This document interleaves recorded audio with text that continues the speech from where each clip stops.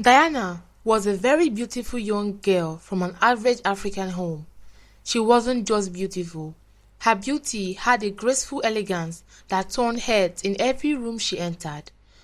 But beyond her appearance, Diana was highly intelligent with a mind sharp enough to match her charm.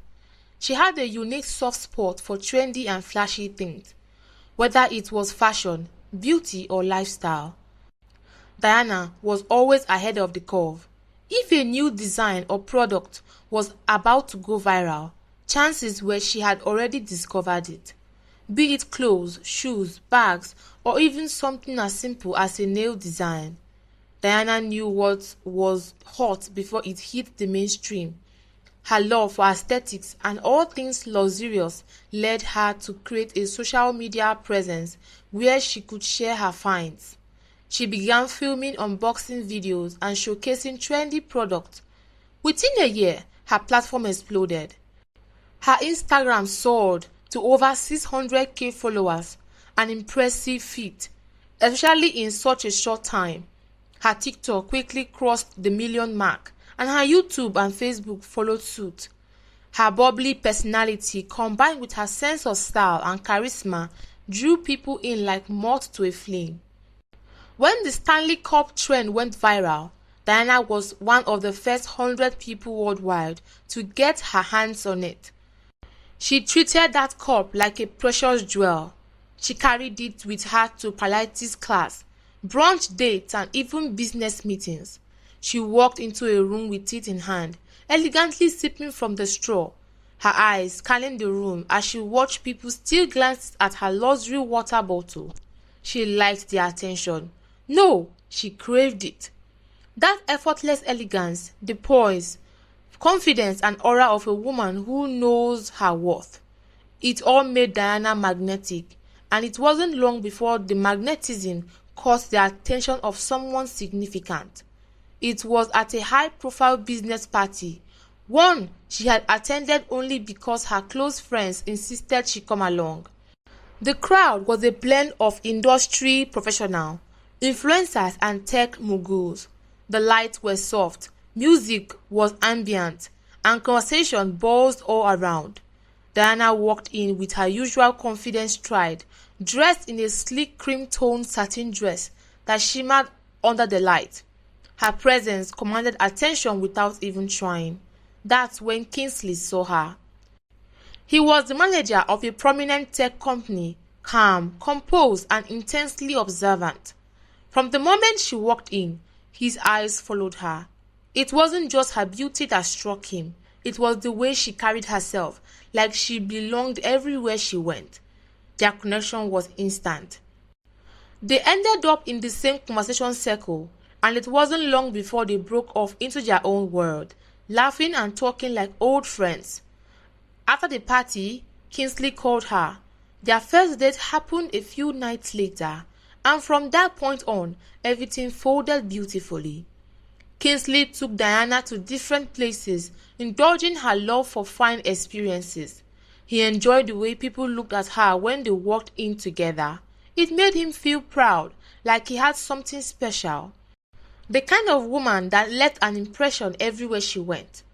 One quiet afternoon, Diana was scrolling through Instagram, sipping her matcha from the now famous Stanley Cup.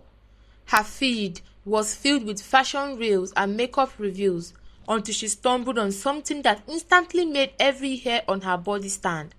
A white girl, excited, animated, and glowing, was unboxing what she called the Labubu doll.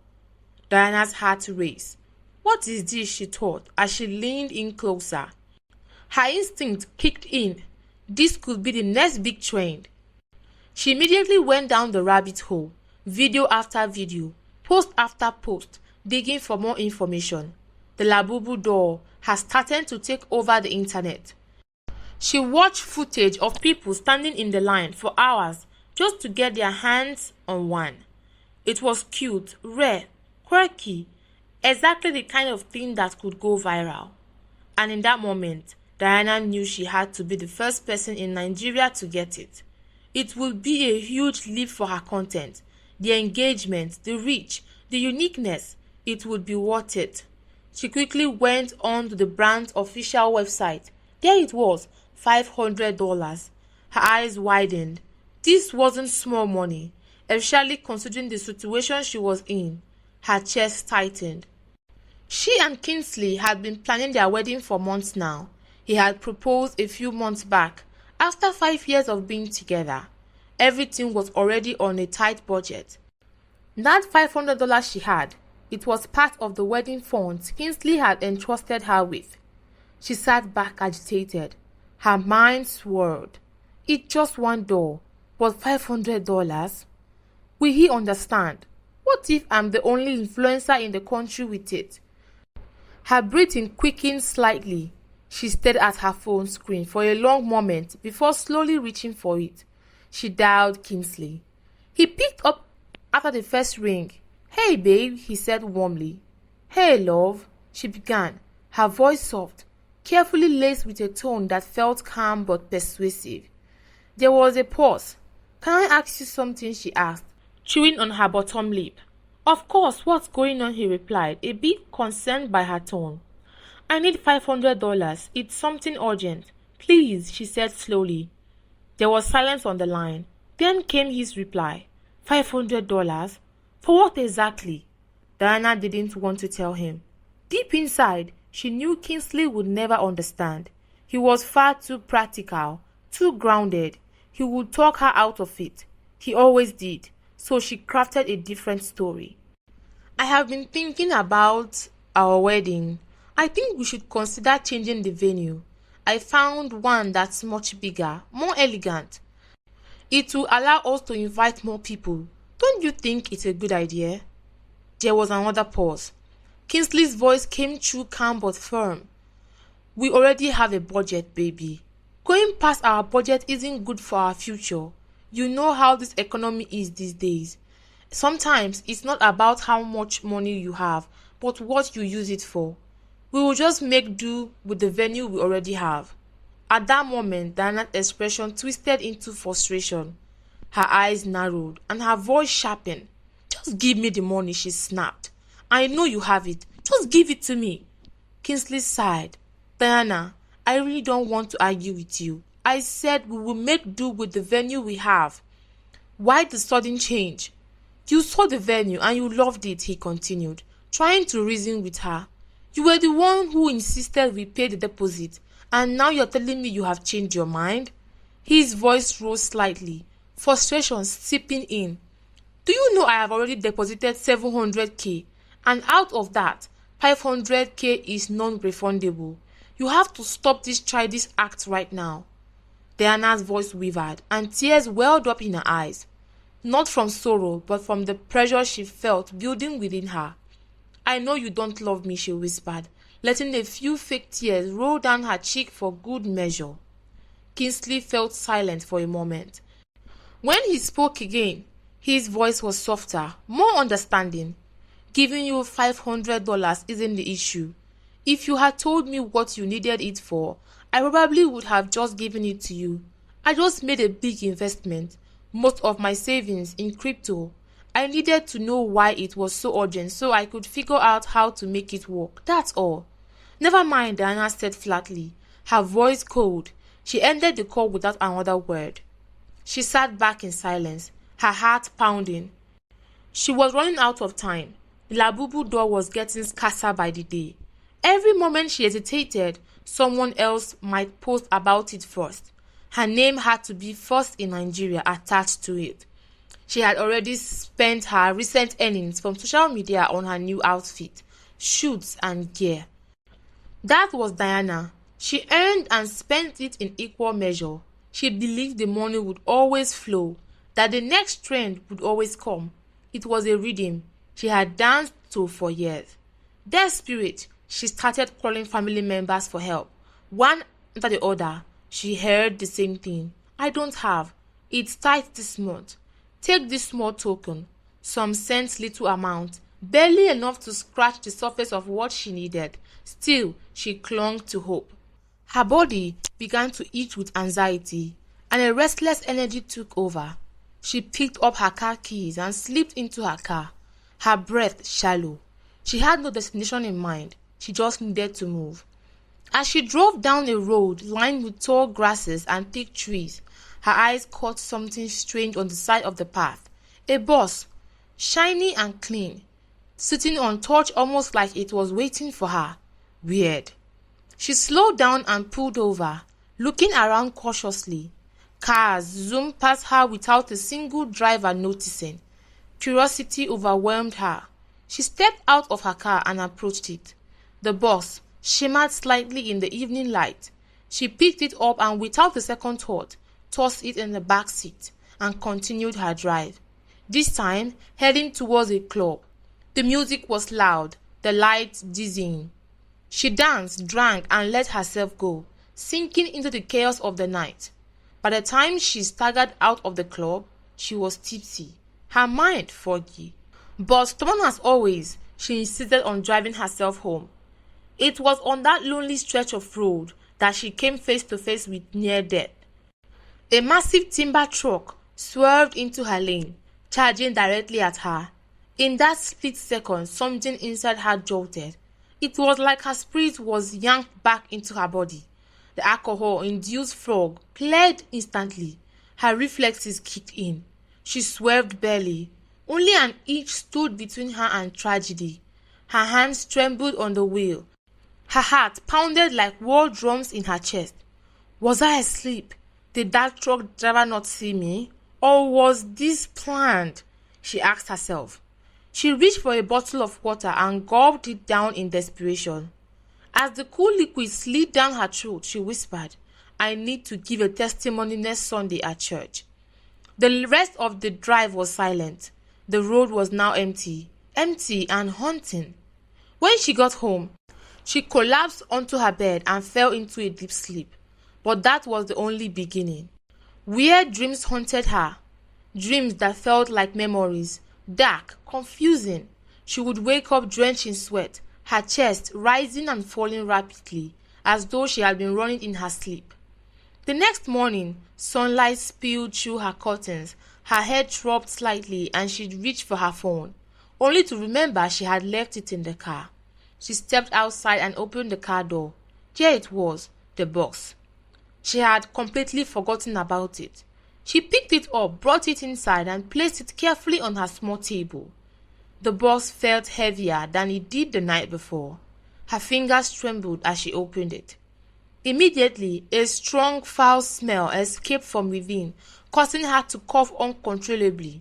She instinctively stepped back, but something, an energy maybe, pulled at her, cold and unfamiliar. A strange chill crept down her spine. Inside the box were things that didn't belong together. Necklaces, shiny and golden, some of them looking far too real to be fake. Bundles of dollar bills.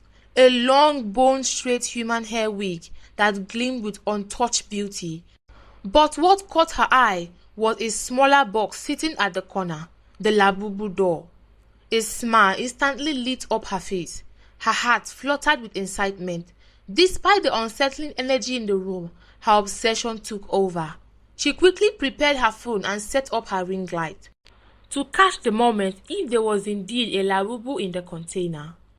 Hey loves, she greeted as she started the video. Her voice steady despite the goosebumps rising on her skin. I have something huge to unbox today, she said, forcing a bright smile. She opened the labubu door box slowly, drawing out the moment just like she had seen the white girl do in her viral video. Inside was a brown-colored labubu. Not her favorite color, but it didn't matter.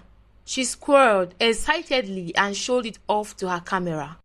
After wrapping up the video, she sat in silence, a strange heaviness settling over her. Still, she edited the video, captioned it and posted it without hesitation. She scrolled through the rest of the box again, but found nothing else of interest. Yet, a voice in her head whispered, you should throw all of this away. But Diana was as stubborn as a mule. She had no intention of letting anything go, especially not items that could skyrocket her to virality. Not when she had just struck gold. Her eyes drifted back to the wig. She could tell by the touch alone it was worth more than 4 million naira. one of the things she had dreamed of buying. Her lips curled into a greedy, satisfied smile. She had gotten everything she wanted, or so she thought. Diana sat cross-legged on the bed, staring at the now closed box, her fingers absent-mindedly tapping on her phone, but her mind wasn't entirely present.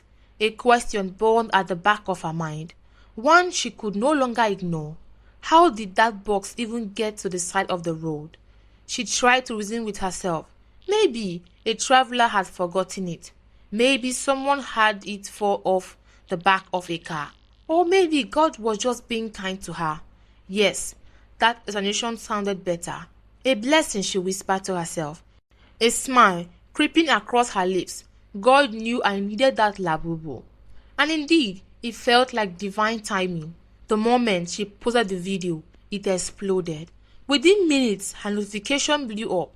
Likes, comments, shares pouring in from every direction. Her DMs flooded. Every comment were light-hearted. Oh my God, where did you get this? This is the first time I have seen a Nigerian with one. Girl, you are always ahead of the trend.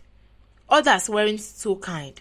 What's so special about this creepy-looking thing? Yeah, I'll worship anything these days. This is just cloud chasing. But Diana didn't care.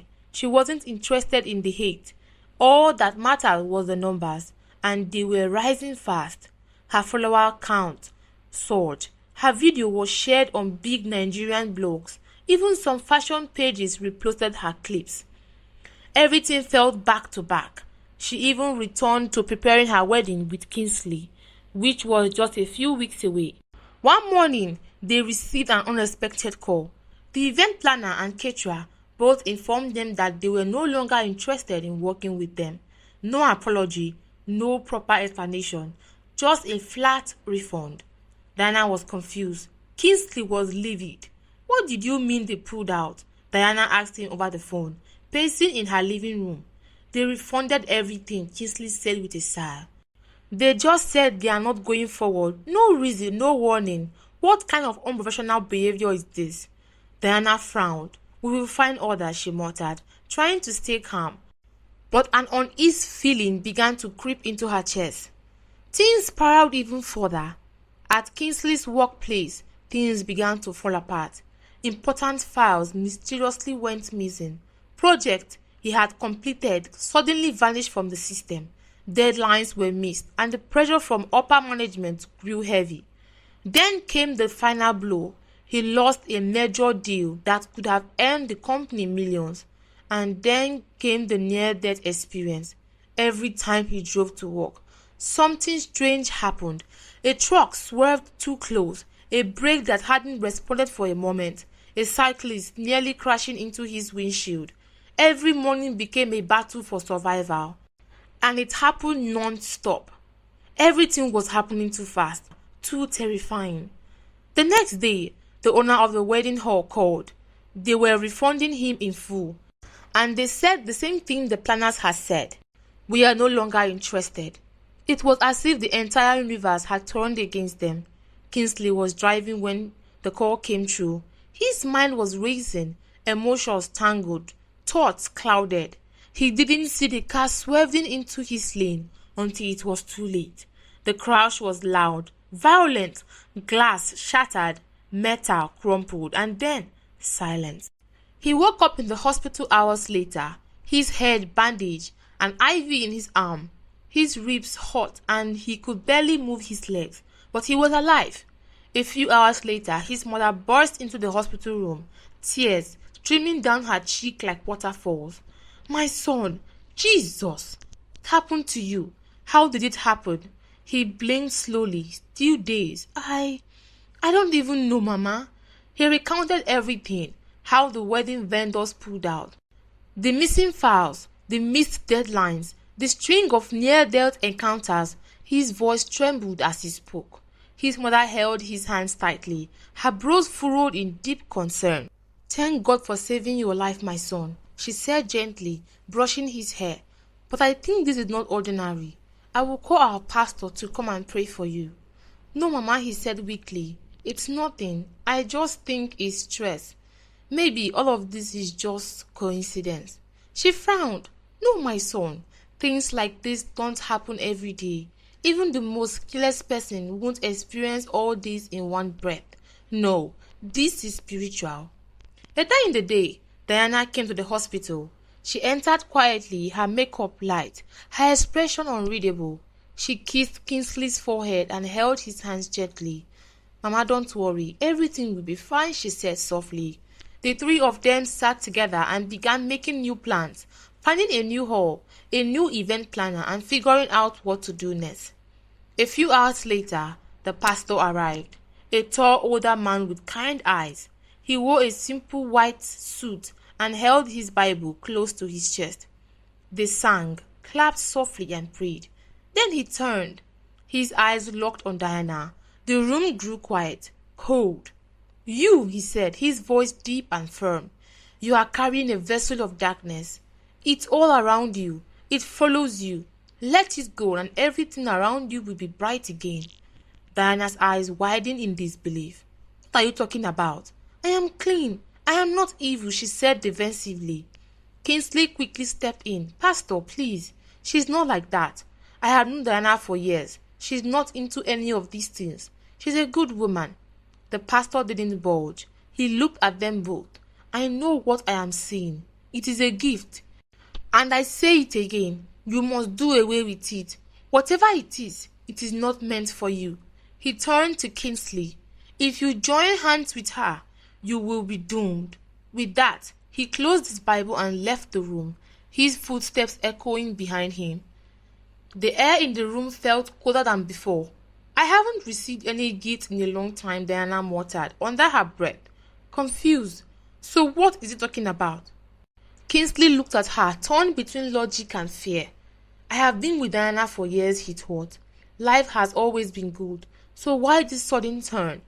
His mother stared at Diana, her expression full of unease, as though trying to solve a puzzle without all the pieces. Meanwhile, Diana had been hiding her own troubles. She started hearing things at night, knocks on the door, but when she checked, no one was there. Plates would crash in the kitchen with no explanation. She often heard voices whispering, some crying, some laughing. Every time she turned on the light or got up to check, she was completely alone. She told herself it was stress. It had to be stress. But deep down, something inside her whispered otherwise. 2 weeks passed and Kingsley was discharged from the hospital, still fragile but recovering. Despite everything, the warnings from the pastor, the near-fatal accident, and the signs all around them, he and Diana went ahead with the wedding. They didn't consult anyone spiritually. They didn't ask questions. They simply brushed it off as coincidence. They were in love. That's all that mattered, or so they believed. By some miracle, they were able to find a last-minute event planner and booked another hall. Time was against them. The caterer, however, pulled out just days before the ceremony, unable to meet the demand. Diana's family wanted to avoid further embarrassment, volunteered to cook the food themselves. The morning of the wedding arrived. With calm skies and hopeful hearts, guests began arriving. The church was beautifully decorated. The bride was radiant. Everything seemed like it was going fine, until lightning struck again. As Kingsley drove to the church, dressed in his wedding suit, his heart raced with anticipation, he suddenly remembered he had forgotten the wedding bands. He cursed under his breath and quickly took a detour back home to get them. But he never made it back. His car swerved uncontrollably on the flyover. A sudden mechanical failure, a loud screech was heard, and then he crashed. His vehicle went over the edge, tumbling down until it landed with a devastating crunch. People nearby screamed and rushed to the scene. Everyone thought he was dead. Blood pooled by his body. Bones protruded, flesh was torn open. His eyes were shut, and his face barely recognizable. He was brought to the nearest hospital by good Samaritans, but when they arrived, the hospital refused to admit him. No deposit, no treatment. Outrage erupted. This is life. You can't just let him die. We will find his family. Please, just start treating him. The nurses hesitated. Protocol was protocol. Then, a young woman in scrubs stepped forward, her face calm and her voice shaking. And then she made a deposit. Only then was Kingsley placed on oxygen and rushed into surgery. The theater lights flickered on and the battle for his life began. Back at the church, the ceremony was at a standstill. Diana waited anxiously in her wedding gown, surrounded by confused whispers and worried eyes. Guests looked at their watches. Ushers paced around awkwardly. Some began to leave quietly, while others stared at her with pity. Kingsley's phone was ringing, but no one answered. Then suddenly it stopped ringing. Someone at the crash scene had removed the SIM card. Kingsley's mother, sitting at the front row in her elaborate gele and wrapper, grew more anxious with every passing second. "I can't sit here anymore," she finally said. "Something is wrong." She gathered a few of the groomsmen and they headed out together. They drove towards Kingsley's house, tracing the route he would have taken. As they approached the flyover, they saw it. The wreckage of a car, barely unrecognizable. But to his mother, it was unmistakable. "That's my son's car," she pointed. She screamed and leapt from the vehicle, rushing towards the crowd already gathered at the scene. A man among them turned and spoke. A young man was inside. They have taken him to Mercy Hospital. He was still breathing, barely although. Tears streamed down her face as she dropped to her knees. My God, the pastor was right. Back at the church, Diana was unraveling. She paced up and down the empty aisle, her heels clicking on the tiled floor. The place had thinned out. People were leaving. Whispers filled the air. Her hand shook as she called one of Kingsley's friends again and again. Finally, someone answered. "Hello, where is he? What's going on?" she asked desperately. There was a long silence. Then the voice replied, "Diana, there's been an accident." Her heart stopped. "What do you mean?" she asked, her voice crackling. "He's in surgery. He almost died." Her body grew weak. The phone slipped from her hand as he hit the ground. She ran outside, flagged down the nearest taxi, ignoring the stares and whispers around her. Her makeup was now smeared, her veil caught in the wind. She looked like a ghost. When she arrived at the hospital, Kingsley's mother stood at the entrance, eyes red and furious. "Get away from here," she shouted. Diana froze. "You are a devil. You have come to take my only son away from me. You are cursed. You cursed him the moment you stepped into his life." Diana pleaded, fell to her knees in front of everyone. "Please, I just want to see him." But Kingsley's mother would not allow it. She shoved her away. Bystanders watched as Diana ran into the street like a mad woman, her gown billowing behind her. She flagged another taxi and went home shattered. She locked herself in for days.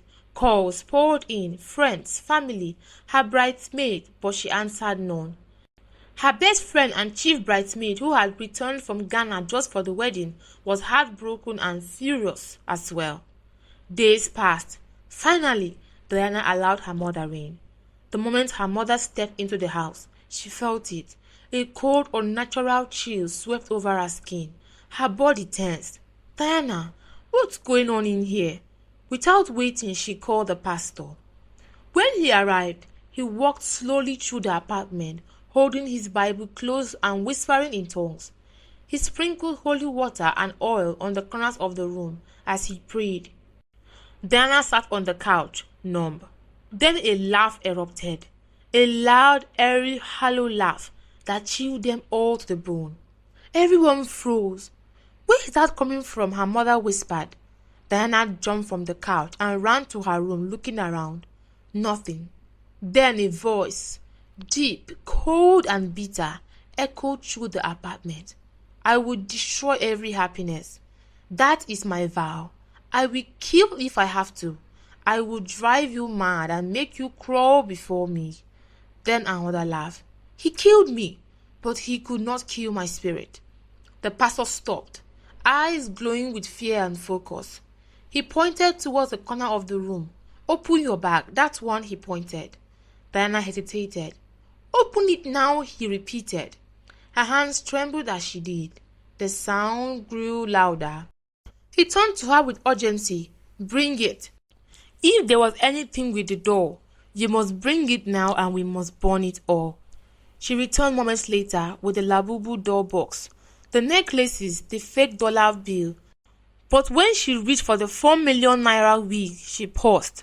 No, this one can't be cursed, she whispered. It was her most complimented wig. It brought her photo shoot, gigs and social attention. This couldn't possibly be evil. And so she tucked it away. Is this everything? He asked. She nodded quickly, trying to mask her guilt. He eyed her for a moment, then threw the items into a metal basin and set them ablaze. The flames danced violently. The doll screamed, "You can't kill me. I will be back." Smoke filled the compound as the spirit wailed in torment. The pastor continued praying until the flames died down. When he was done, he looked at Diana. You must let go of it all. Anything left behind will find a way to finish what he started. Diana nodded silently. Her mother hugged her and left after making her promise she would be okay alone. That night, Diana tried to sleep on the couch after watching a movie, but the scratching came again. Soft at first, then louder, as if something was clawing at the door, desperate to get in. It stopped, then started again. The next few weeks were unusually calm. Kingsley had blocked her everywhere. She heard from someone that they had transferred him to a different hospital just to avoid her. Still, she began to pick herself up. One evening, she decided to go out for a drink. She wore a tight blue dress, high heels, and finally reached for the wig, the expensive one she had hidden. She stood in front of the mirror, touched her lip gloss and smiled at her reflection. Still got it, she whispered. She got into her car, music playing low, and headed to the club 30 minutes away from her house. But she never made it there. Halfway through the journey, the wig began to shift. It slithered across her scalp like living tentacles, growing longer and thicker. She screamed, trying to pull it off, but it gripped tighter, like octopus arms wrapping around her face. What the hell? She asked. Her vision was blocked. Her hands fought uselessly. Then bam! Her car collided violently with a tree. Before she went limp, she heard a voice, chilling and smoke. You cannot take from the devil and return only some. When he asks for it, you must give it all. Greed is a sin too. Ha ha ha ha ha. Thank you for watching and I hope you enjoyed this one. Please don't forget to like, comment and share. See you on the next one. Bye.